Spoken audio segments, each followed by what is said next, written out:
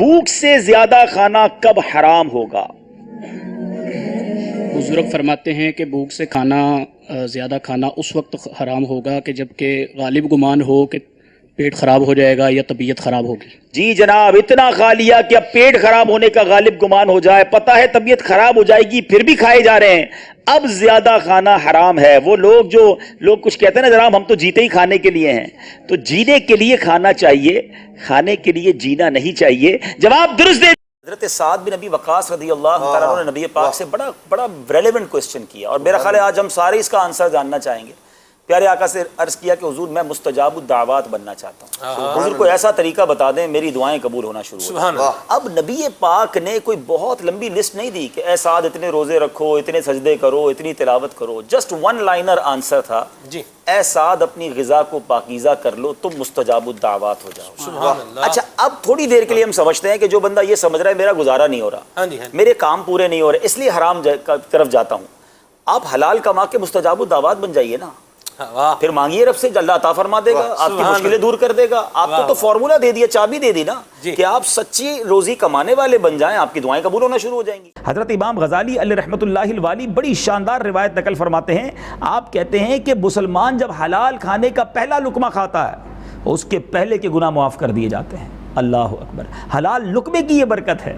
اور فرمایا کہ اگر جو شخص طلب حلال کے لیے رسوائی کے مقام پر کھڑا ہوتا ہے اس کے گناہ درخت کے پتوں کی طرح جھڑتے ہیں۔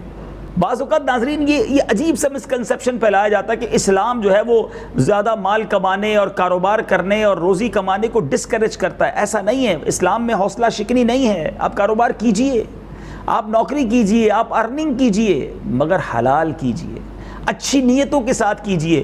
اس لیے کماؤں کہ لوگوں پر بڑائی ظاہر کروں، اس لیے کماؤں کہ جناب تکبر کروں، اس لیے کماؤں کہ میں فلاں کو نیچا دکھاؤں گا، یہ اسلام کا طریقہ نہیں ہے۔ میں اس لیے کماؤں کہ کسی کے آگے ہاتھ نہ پھیلانا پڑے، میں اس لیے حلال کماؤں کہ اپنے بیوی بچوں کا، اپنے گھر والوں کی کفالت کر سکوں، یہ ثواب ہے، یہ نیکی ہے۔ ایک بار حضرت موسیٰ علیہ نبینا علیہ الصلوۃ والسلام نے ایک شخص کو دیکھا، زارو کتار رو رہا ہے اور اللہ کی بارگاہ میں گڑ گڑا کر پکار رہا ہے، یا ربی یا ربی یا ربی۔ حضرت موسیٰ علیہ الصلوۃ والسلام کلیم اللہ ہے، آپ نے اللہ کی بارگاہ میں عرض کی، مولا کیا وجہ ہے تیرا بندہ تجھے پکار رہا ہے، اس کی دعا قبول نہیں ہو رہی؟ سنیے ارشاد ربانی ہوتا ہے، اے موسیٰ یہ شخص اتنا روئے کہ روتے روتے مر جائے، اور اتنے ہاتھ بلند کرے کہ ہاتھ آسمانوں تک پہنچ جائیں، اے موسیٰ میں نے اس کی دعا قبول نہیں کرنی۔ عرض کی یا اللہ وجہ کیا ہے؟ ارشاد فرمایا گیا، اے موسیٰ وجہ یہ ہے کہ جو یہ کھاتا ہے وہ حرام ہے، جو اس نے لباس پہنا ہے وہ حرام ہے، اس کے گھر میں جو مال ہے وہ حرام ہے۔ حرام کمانے والا کیسے دعاؤں کی قبولیت کی امید رکھے ہوئے ہے۔ ایک بار حضرت موسیٰ علیہ نبینا علیہ الصلوۃ والسلام نے ایک شخص کو دیکھا بہت رو رہا تھا، یا اللہ میری دعا قبول کر لے، یا اللہ میرا یہ مسئلہ حل کرتے، گڑ گڑا رہا تھا۔ حضرت موسیٰ تو کلیم اللہ ہے نا، اللہ کی بارگاہ میں عرض کی، مولا تیرا بندہ اتنا رو رہا ہے اس کی دعا قبول کر لے۔ اللہ نے فرمایا، اے موسیٰ یہ اتنا روئے کہ روتے روتے مر جائے، اور اتنے ہاتھ اٹھائے کہ اس کے ہاتھ آسمان کو چھو لیں، میں نے اس کی دعا قبول نہیں کرنی۔ عرض کی مولا کیا وجہ ہے؟ ارشاد فرمایا، اے موسیٰ یہ جو کھاتا ہے وہ حرام ہے، جو پہنتا ہے وہ حرام ہے، جو اس کے گھر میں مال ہے وہ حرام ہے۔